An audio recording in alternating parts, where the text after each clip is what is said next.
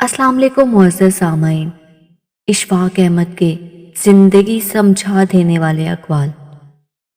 मुझे इन लोगों की परवाह नहीं जो मेरे दुश्मन हैं। मोहतात में इन लोगों से रहता हूँ जो मेरे साथ होते हुए भी ज़हन में बुग़्ज़ और नफ़रत रखते हैं।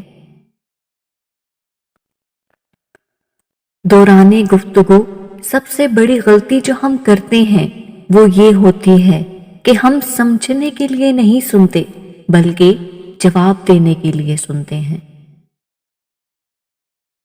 जब आप नाखुश होते हैं, नाराज और नासाज होते हैं तो हर शय धुंधली पड़ जाती है।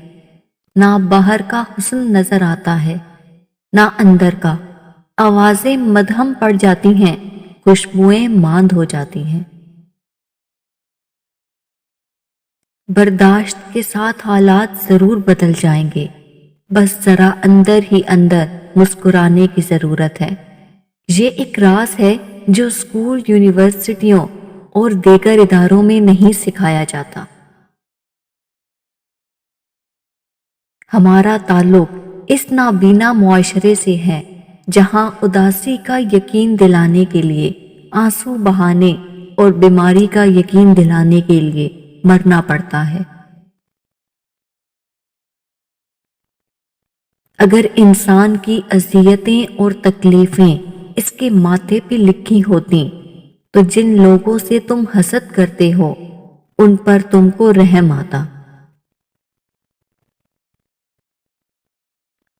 असल खैर ये नहीं कि किसी भूखे को 1 रुपया दे के उसकी मदद कर दी, बल्कि असल खैर किसी भूखे को इस वक्त 1 रुपया देना है जब तुम्हें भी वैसी ही भूख लगी हो और तुम्हारे पास उस 1 रुपए के सिवा और कोई रुपया ना हो।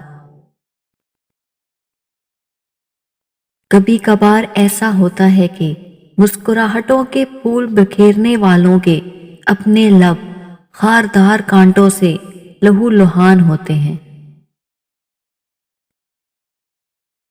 हमारी नीयत की पैमाइश इस वक्त होती है जब हम किसी ऐसे शख्स के साथ भलाई करें जो हमको कुछ भी नहीं दे सकता।